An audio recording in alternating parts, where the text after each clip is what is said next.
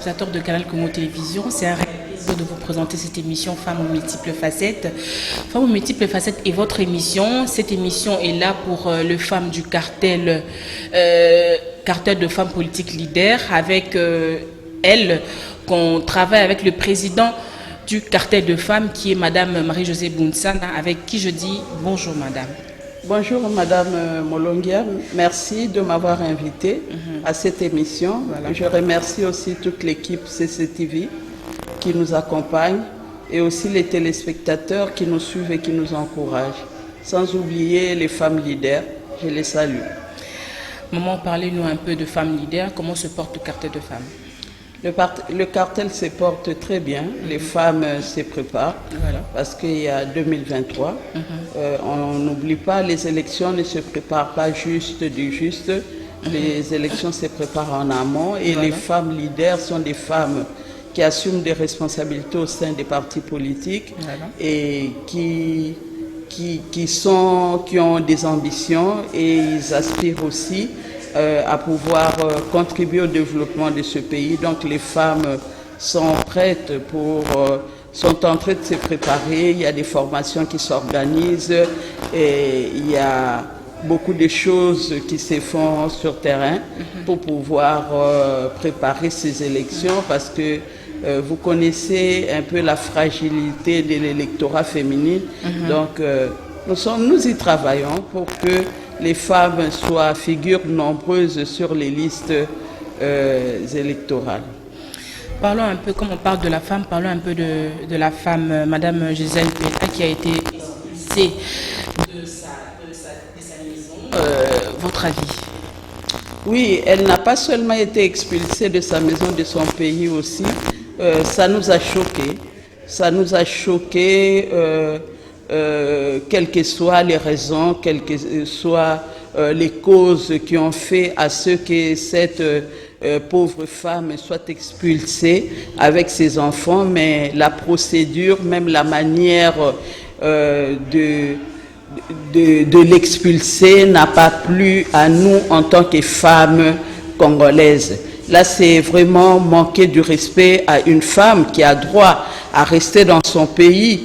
Et une femme, quelles que soient les considérations, je crois qu'elle a droit au respect aussi en tant que femme. Donc il ne fallait pas l'expulser, il ne fallait pas faire ce que nos forces de l'ordre ont fait, ce que le service de sécurité a fait. Donc c'est une femme qui a droit au respect, c'est une mère de famille, c'est une Congolaise de souche. Donc ce n'est pas de cette manière qu'on pouvait traiter une femme. Et nous dénonçons cela, nous condamnons ce genre de pratique parce que si quelqu'un peut être traité comme ça dans son propre pays et pendant que nous disons notre pays c'est un état de droit et nous protégeons même les étrangers qui viennent en République démocratique du Congo, voilà. Mais comment les fils et filles du pays peuvent être maltraités dans leur pays de cette manière? Franchement, nous condamnons cela. Nous encourageons Madame Gisèle là où elle est. Beaucoup de courage à elle, quelles que soient les considérations, quelles que soient les causes qui ont fait qu'elle soit expulsée de la terre de ses aïeux. Mais nous l'encourageons, beaucoup de courage. La vie a beaucoup de revers, donc à elle de tenir bon, mais sinon nous dénonçons parce que ce n'est pas de cette manière qu'on pouvait traiter une femme, surtout une mère de famille. Parlons du discours du président de la République à l'ONU qui a promu les élections exclusives en 2023. Est-ce c'est une manière d'apaiser ce climat politique? Non, nous disons le président de la République ne peut pas dire autrement ni faire autrement. Oui, toutes ces années où le président de la République, on a marché, on a eu à dénoncer, on a connu tout ce qu'on a connu pendant qu'on était à l'opposition. C'est pas aujourd'hui que le président de la République va vouloir un glissement, parce que c'est pas... le glissement va profiter à qui? Le glissement va fragiliser également aussi son pouvoir. Donc le président de la République ne peut pas cracher sur son propre combat.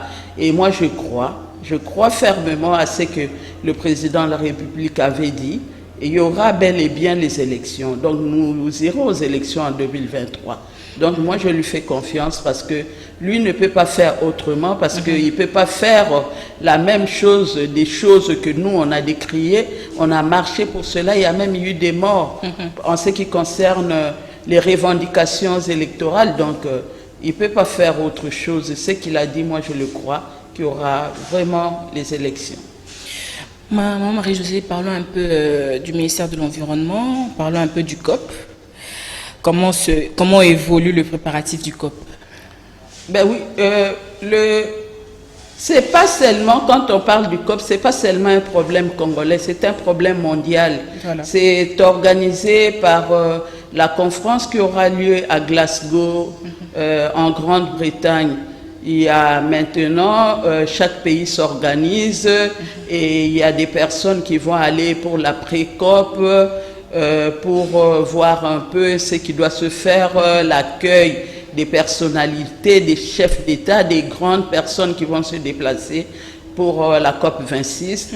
Et cela, ce n'est pas seulement un problème qui concerne la République démocratique du Congo. Voilà. Quoique nous, la République démocratique du Congo, nous sommes vraiment au cœur, au centre de cela parce que nous avons la forêt et notre forêt est le deuxième massif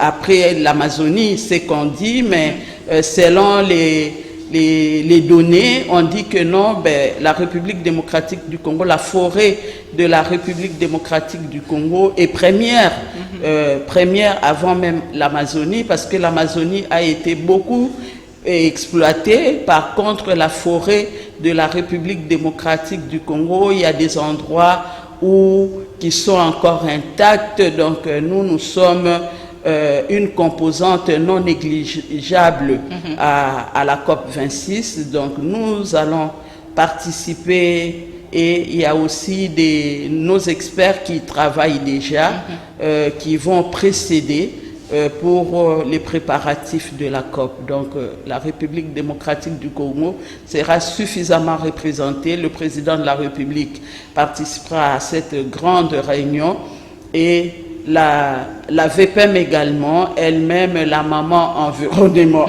La maman environnement sera là-bas pour défendre les acquis de la République démocratique du Congo, parce que nous avons la forêt, et pas seulement la forêt, il y a la biodiversité, les eaux, beaucoup de choses. Donc tout ça, la République démocratique du Congo, c'est une composante non négligeable à la COP 26.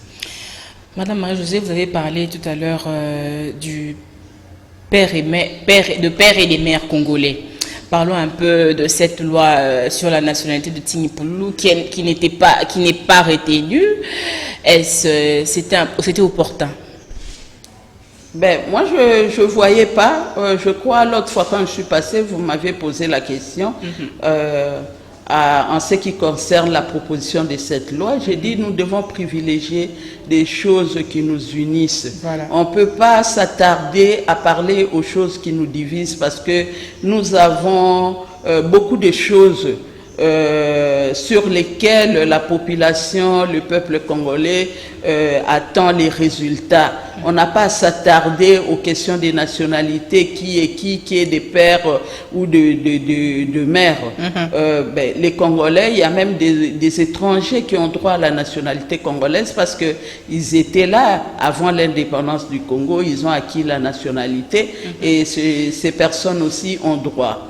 Donc on n'a pas à restreindre les droits des uns et des autres pour des calculs politiques. Moi je crois que les députés, le président Bosso, je le salue là où il est, ben, ils ont bien fait de ne pas mettre cela à l'ordre du jour à l'ordre du jour de ce qui se fera pendant la rentrée parlementaire. Voilà. Donc c'est tout à fait normal, on doit apaiser les esprits, nous devons rester unis parce qu'une maison divisée ne peut subsister. Cela ne profitera à personne quand on est divisé, même pas au président de la République. Donc je crois qu'ils ont pris une décision sage et cela va nous aider à avancer, à travailler ensemble pour l'intérêt du Congo. Parlons de l'UGF. Aujourd'hui, le ministre du Sport a été pris la main dans le sac à faire 1 million. Aujourd'hui, s'il faut dire, la RDC n'a pas de chance. Non, la République démocratique du Congo n'a pas de problème. Moi, je crois que le problème, c'est l'homme, l'homme congolais. Et quand on parle des réformes, moi, j'ai dit, mais d'abord, ce ne sont pas les textes qui nous manquent. Nous devons d'abord nous reformer nous-mêmes en tant qu'hommes. Voilà. Et pour travailler, pour comprendre aussi que quand nous sommes quelque part, ce n'est pas pour nous, ni pour notre famille, et nous ne sommes pas meilleurs que les autres. Nous ne sommes pas plus intelligents que les autres qui n'ont pas cette fonction. Voilà. Si Dieu permet à ceux que nous assumons certaines fonctions, c'est parce que Dieu veut seulement nous utiliser à ce moment-là pour que nous soyons un canal de bénédiction pour le pays. Mais si nous considérons cela comme un privilège, au lieu de prendre cela comme une responsabilité que tout le monde vous regarde dans votre façon de faire, dans tout ce que vous faites parce que quand on a une certaine responsabilité, la vie privée n'existe plus. Tout ce que vous faites là est suivi par la population. On vous observe, on observe la manière à laquelle vous gérez la chose publique. Mais je félicite l'inspecteur des finances, Alinguete. Je les salue là où il est. Courage à vous. Il y a d'autres qui vont être contre, mais la majorité de la population croit à ce que vous faites et nous vous encourageons à continuer, à aller de l'avant, que le Seigneur vous bénisse, vous accompagne, parce qu'il faut matraquer des personnes qui considèrent que l'argent de l'État c'est leur argent, c'est leur héritage. Ces personnes n'ont pas leur place dans la société, leur place est dans nos prisons. Et pourvu aussi que la justice fasse son travail. Parce que l'inspecteur Alinguete, lui, il dénonce, il mène des enquêtes, mais ce n'est pas à lui d'arrêter les gens. Donc la justice aussi devrait suivre c'est que le travail qui est fait par l'inspection des finances et matraquer ces personnes, ces voleurs, des personnes qui considèrent les caisses de l'État comme leur caisse, qui utilisent l'argent de l'État à leur guise. Donc ce sont des personnes qu'on doit dénoncer, ce sont des personnes qui doivent subir la rigueur de la loi et nous félicitons l'inspecteur des finances. Bon, Marie-Josée Bounsana, comment expliquer beaucoup de détournements au sommet de l'État? Parce qu'à chaque semaine, chaque mois, on arrête les gens sur les détournements. Il fallait que l'IGF mette un peu de quelque chose, vérifier un peu pour qu'on puisse remarquer tous ces détournements? Non, le problème des détournements ne dépend pas de parce que tel a détourné ou tel. Ça dépend de l'homme aussi. Ça dépend de l'homme. Il y a des personnes qui craignent à toucher les biens d'autrui. Il y a des personnes qui ont ces valeurs-là, ce qui ne lui appartient pas, il ne prend pas. Mais il y a d'autres personnes, quand ils ont une responsabilité, ils ne savent pas se maîtriser, et surtout la cupidité, surtout les hommes. C'est pour cela, nous en tant que femmes, nous disons qu'il faut confier les responsabilités aux femmes. Je crois, Madame la journaliste, vous suivez ce que les femmes sont en train de faire et les rapports que nous avons de la gestion des femmes. Donc les femmes gèrent autrement. Les femmes, quand elles gèrent avec leur cœur et les femmes travaillent pour l'intérêt de tous, pour l'intérêt de la nation d'abord, pour que les choses avancent. Et les femmes ont une touche particulière.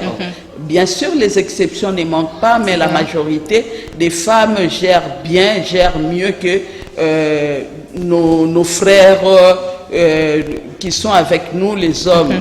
Donc, il faut vraiment responsabiliser les femmes Et je crois que, parce que quand une femme a une responsabilité, la femme n'a pas besoin de détourner l'argent de l'État parce que la femme n'entretient pas un deuxième homme.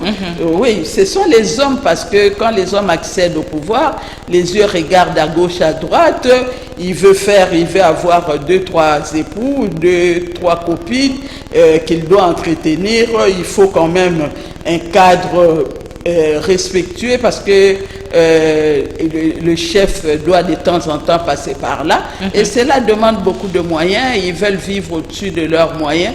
C'est ce qui leur pousse à détourner l'argent de l'État. Mais les femmes n'ont pas besoin de cela. Les femmes vont se contenter de leur salaire. Et puis, il y a des avantages liés aussi aux fonctions. Vous avez vos avantages liés aux fonctions que des milliers de Congolais n'ont pas. Il y a même le Congolais, il y a d'autres des Congolais lambda qui sont là depuis le matin, qui ne savent pas ce qu'ils vont manger. Il y a d'autres même qui mangent à tour de rôle.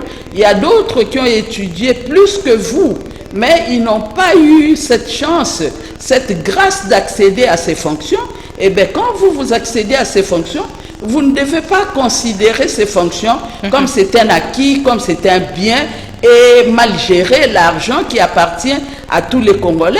Il faut vraiment savoir bien gérer les fonds publics, et cela permettra à ce que le pays se développe. Moi, je crois que ce genre de personnes, félicitations encore une fois à M. Alinguetti, ces personnes n'ont pas leur place dans les institutions de la République. Ce sont des personnes vraiment matraquées, et cela empêchera d'autres aussi. Ils seront des personnes qui vont faire peur à d'autres pour pouvoir mal utiliser l'argent de l'État. Mais sinon, la question des détournements, faut pas généraliser. Ça dépend. Il y a des personnes qui se respectent, qui se contentent de leur salaire et des avantages liés à leur fonction, qui ne détournent pas l'argent de l'État et qui aident aussi les personnes qui sont avec eux, des personnes qui travaillent avec eux. Et ce sont des exceptions. Parlons un peu... quel sera le sort, on parle de l'éducation, quel sera le sort des étudiants de médecine, en médecine, dans leur faculté qui a été fermée? Moi, je me disais toujours, si un jour, si je deviens ministre de l'Éducation, je ferai à ce que la faculté de médecine reste comme avant à l'UNIKIN et à l'UNILU, Lubumbashi, et à l'UNIKIN. Et pourquoi cette faculté ne peut rester que là-bas? Parce que là-bas, il y a des... je dirais, il y a d'abord l'hôpital, et il y a tout ce qu'il faut pour les étudiants apprennent bien leur métier. Donc il y a tout ce qu'il faut, il y a l'hôpital, il y a des malades, il y a beaucoup d'appareils, il y a tout. Donc la faculté de médecine ne devrait pas ne devrait pas se retrouver partout dans toutes nos universités. La faculté de médecine devrait seulement rester à l'UNILU et à l'UNIKIN. Moi, je suis pour cette décision parce que regarde ce que nous voyons ici quand on parle des médecins à comparer aux médecins qui ont étudié à l'UNIKIN, comme excuse quand même, hein, parce qu'il y a quand même une grande différence avec ceux qui ont terminé à l'UNIKIN, ceux qui ont terminé à l'UNILU par rapport à nos enfants qui terminent dans d'autres universités. Il y a vraiment une grande différence. Ce n'est pas de leur faute, ils prennent les mêmes cours, mais peut-être il y a des instruments du travail qui manquent parce qu'il y a la pratique aussi. Ouais. La pratique compte aussi. Mais il y a d'autres, dans les universités privées là, ils sont limités, ils ne peuvent pas acheter d'autres choses tellement c'est trop coûteux. Et par contre, à l'UNIKIN et à l'UNILU, il y a des choses que peut-être les bailleurs envoient. Et il y a d'autres aussi qui ont toujours été là. Moi, je crois qu'on doit restreindre la mise en place de cette faculté dans d'autres universités. Et moi, je salue cela.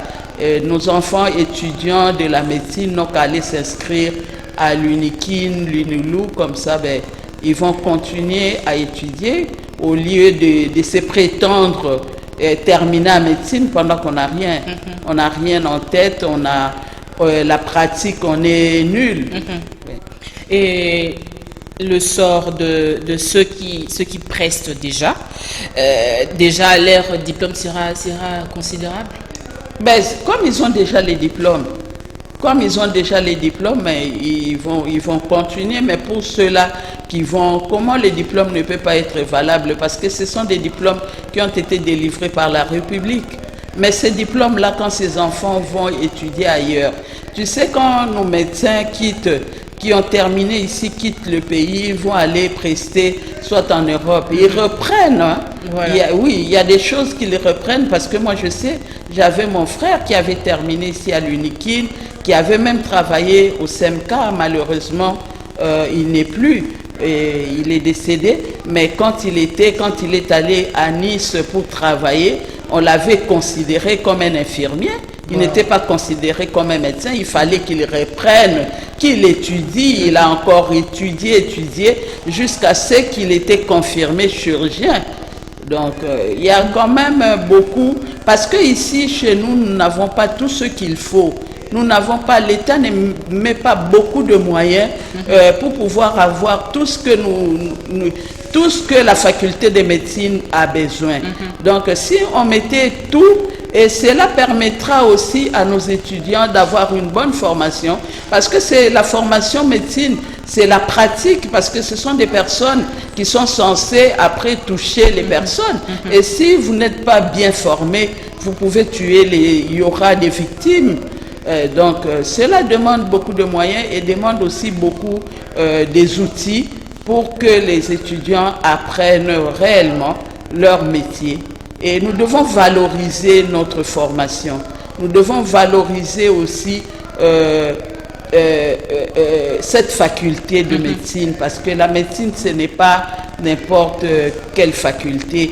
Parce que là, la médecine, ce sont des personnes qui peuvent facilement, si elle ne connaît pas son métier, vous tuer ou bien créer beaucoup de problèmes à l'homme. Donc, c'est pas la même chose comme les mathématiques, les sciences sociales, d'autres sciences, le droit.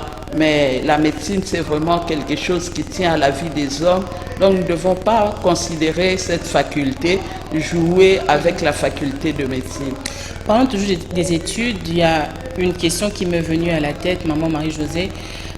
Pourquoi, quand quelqu'un a étudié à l'extérieur du pays, est venu avec son diplôme, que ce soit du doctorat, quoi que ce soit, mais il est plus reçu à Kinshasa et engagé vite fait. Pas seulement à Kinshasa, au Congo. Au Congo, voilà. Oui.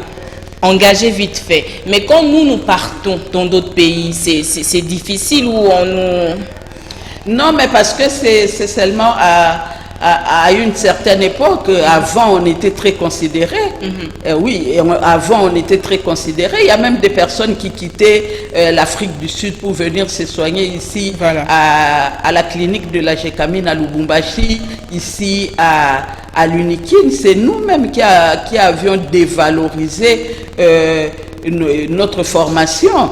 Donc c'est nous, il est de notre responsabilité, surtout de l'État, de pouvoir remettre des choses en ordre.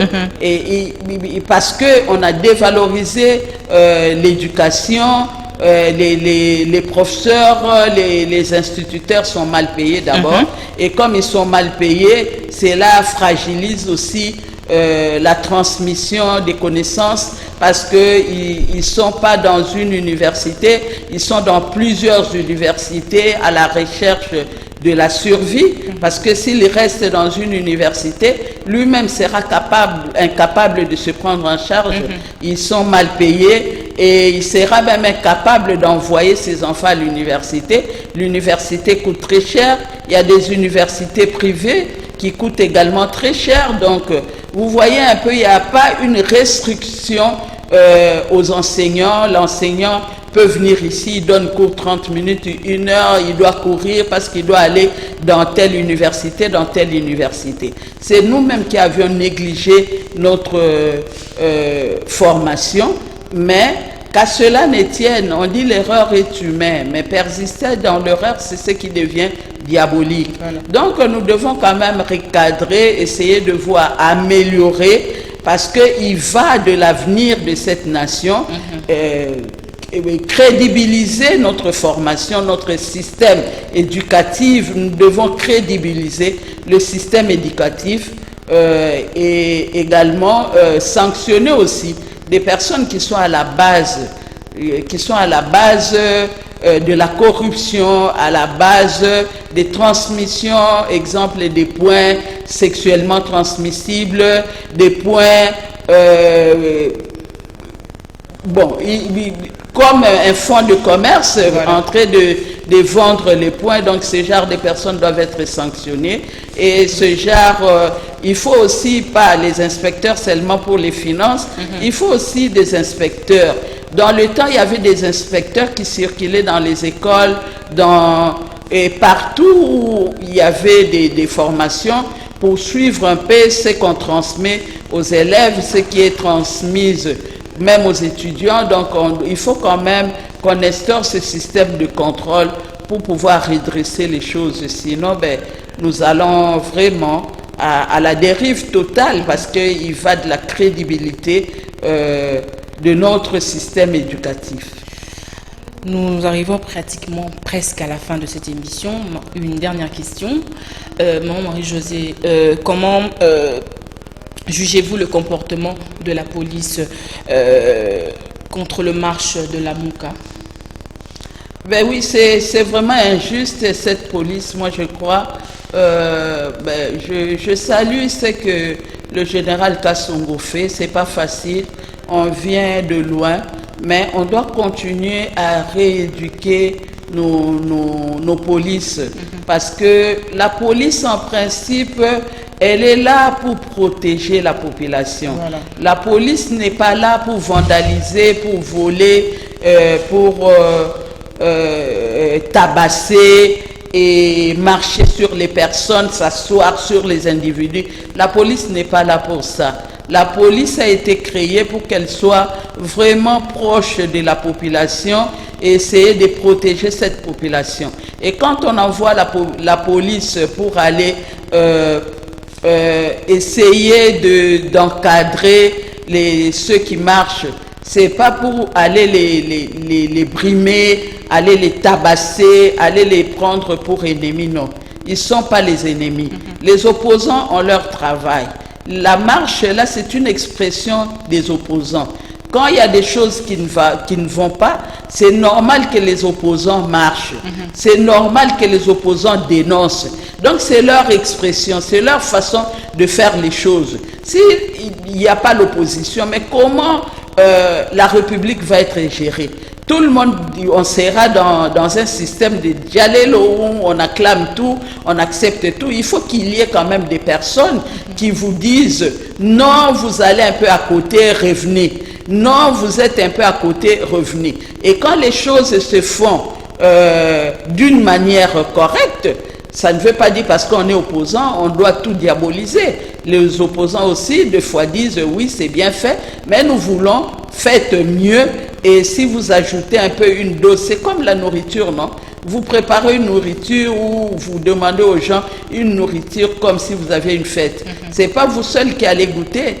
Vous allez demander à d'autres personnes, goûtez un peu s'il y a le sel ou si c'est trop ou il n'y a pas assez. Et les autres vous diront, oui, il y a un peu, mais il faut ajouter un peu. Ou bien il y a trop, essayez de diluer un peu. Donc c'est comme ça la politique. On peut pas, tout le monde ne peut pas parler le même langage. Il faut que l'opposition soit là pour dénoncer et pour aussi féliciter s'il y a des choses qui se font correctement, qui se font très bien. Il faut savoir aussi encourager des personnes qui apportent une touche de changement. Mais il faut qu'on laisse à cette opposition de s'exprimer aussi. Quand l'opposition, la police est là pour encadrer, pour qu'il n'y ait pas de débordement. Parce que souvent aussi, nous voyons, quand les gens marchent, il y a des bandits aussi qui entrent qui ont d'autres idées pour aller vandaliser, pour créer des problèmes qu'on va inculquer à l'opposition. Mais donc, il faut seulement encadrer et bien encadrer et respecter. S'il y a des personnes qu'on peut interpeller, il faut les interpeller poliment aussi par respect parce qu'ils sont Congolais. Ils ne sont pas des étrangers, ils ne sont pas venus faire la rébellion, mais ce sont des personnes qui revendiquent, et revendiquer, c'est leur droit reconnu dans la Constitution. Nous sommes arrivés à la fin de cette émission. Votre mot de la fin? Oui, le mot de la fin, c'est seulement dire à tous les Congolais que le Congo nous appartient, c'est notre pays. Il n'y a pas de personnes qui sont plus Congolais que les autres. Nous sommes tous fils et filles de la République démocratique du Congo. Donc s'il y a des choses qui ne vont pas telles que les autres l'espèrent, ben, essayons d'harmoniser, essayons de faire les choses. S'il y a les interpellations, qu'on les fasse aussi dans le respect de l'autre. On ne peut pas considérer un Congolais comme étranger. Je donne l'exemple de Madame Gisèle qu'on a expulsée ici. Moi, depuis que je suis née, la première fois que j'apprends quelqu'un être expulsé de son pays, ça n'existe pas, c'est nulle part. Même les étrangers, en apprenant cela, disent mais c'est quel pays ça? Et pourtant, nous prétendons à un état de droit. Donc, s'il y avait des choses à reprocher à cette dame-là, il fallait l'appeler, il fallait l'interpeller et lui dire comment, lui essayer de lui donner des règles à suivre et non la maltraiter, la tabasser, l'humilier jusqu'à ce point-là. Cela n'honore personne, même pas les commanditaires de cet acte-là. Cela ne les honore pas, donc nous devons nous respecter. Nous n'avons pas d'autre pays, nous n'avons que la République démocratique du Congo, la terre de nos aïeux, et nous avons la responsabilité de travailler parce qu'il y a le défi du développement durable qui nous attend d'ici 2030. Au lieu de passer le temps à nous disputer, passer le temps à s'occuper des choses qui n'aident pas au développement du Congo, nous devons mettre ces choses de côté et travailler plus pour le développement, réfléchir. Qu'est-ce que nous devons faire? Qu'est-ce que nous allons léguer aux générations futures parce que c'est la jeunesse? Et qu'est-ce que nous devons faire pour cette jeunesse? Et nous-mêmes, quand nous avons les responsabilités, comment nous devons gérer les choses que la République nous a confiées? Parce que la République nous fait confiance.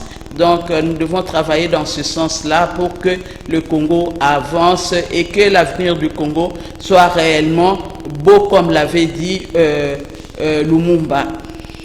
Merci Maman Marie-Josée Bounzana, nous sommes arrivés à la fin. Je vous dis merci d'être toujours là pour cette émission Femmes aux multiples facettes. Merci à l'équipe technique.